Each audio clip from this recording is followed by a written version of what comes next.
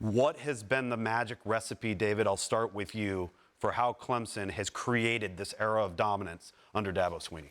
I think the biggest thing is that there is a holistic culture that Dabo Swinney has built there.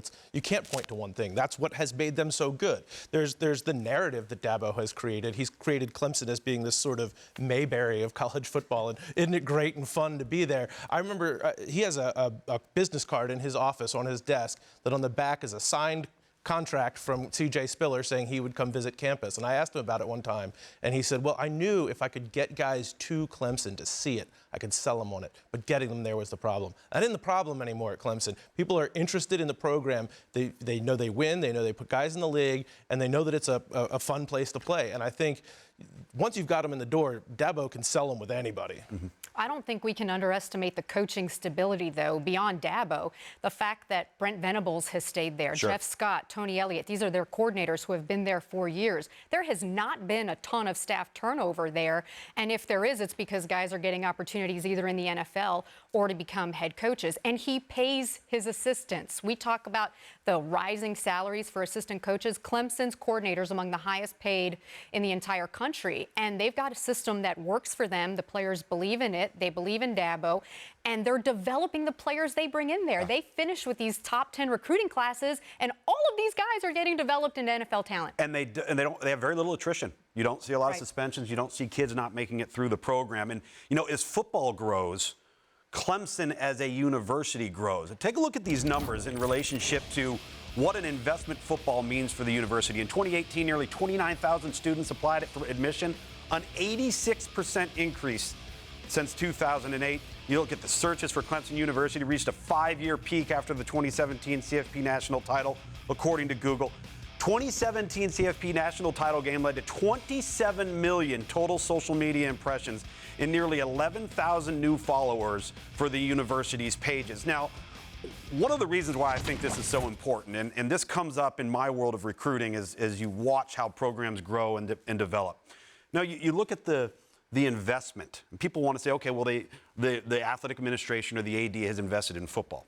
At Clemson, the university has invested in football, whether it's the president, the board of regents, the board of trustees, essentially telling everybody, get on board because the train's leaving. And trust me, if football wins, everybody benefits. So we see the flashy facilities and the add-ons to the stadium, but all of a sudden that new wing gets built on the library and admissions go up and people want to go to the university because it's a football program. Outside of Alabama, I would pose this question. Andrea, do you see anybody else in college football making a university commitment the way Clemson has? Not right now. And that university commitment speaks volumes to where they are at the moment. You look at a program like Florida State, who was right up there with Clemson just 3 years ago. They were the choice to win the ACC, believe it or not.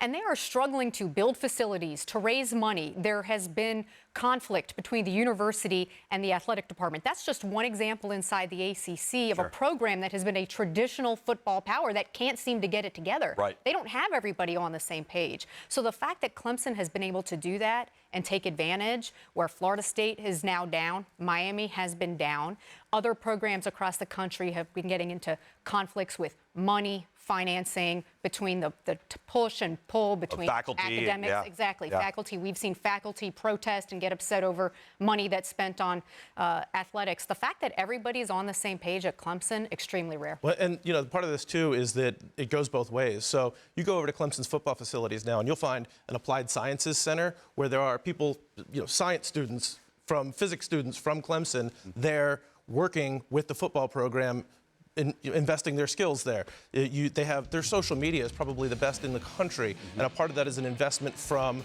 investing in your student population to come over and do this work. There's a lot of crossover between the university and the football program. The word I think of is an alignment. You get it from the top down, and it really makes a difference on the football program. I did a piece on Hunter Johnson, the player who transferred out of Clemson at quarterback to Northwestern. He still keeps in touch with the university president. They talk regularly because they care, and it mattered that much to the president to stay in touch with a guy who had left Clemson. So it really does matter. I think about when James Franklin went off after Penn State lost to Ohio State, kind of of saying we need to do this. We need to be kind of like Clemson and Alabama from a university standpoint at Penn State. Very few are like it, but Clemson and Alabama absolutely have that alignment all the way through. I got to bring up one thing because I think it's interesting when we talk about the arms race for facilities. And most notably, if you saw with LSU what hit the headlines with the beds, the sleeping quarters that they installed in their locker rooms, this is all something that Clemson has done. And I've pointed out to many people, this isn't about luxury. This isn't just about, oh, we've got the best this, and we've put, this is about maximizing efficiency for your student athletes. If your kids don't have to go back across campus to their dorms, or they don't have to sit in the library and find a sofa to lay on, and you can keep them in your building, and their academic support services are there, they can get rest there, their training facilities are there.